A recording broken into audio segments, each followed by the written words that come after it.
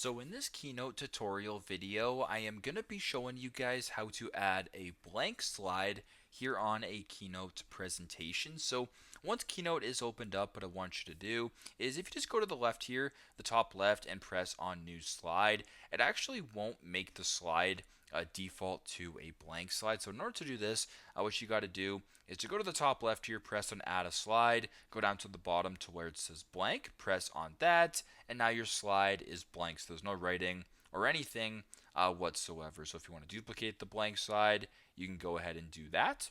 Nice and easy. You can also, if you want to go edit slide layout, you can kind of go down and press on blank as well and do that in regards to the exact same way. So super simple, super straightforward, but that's how you guys can add a blank slide to your presentation here on Keynote. Thanks again for watching, and I hope this video helps.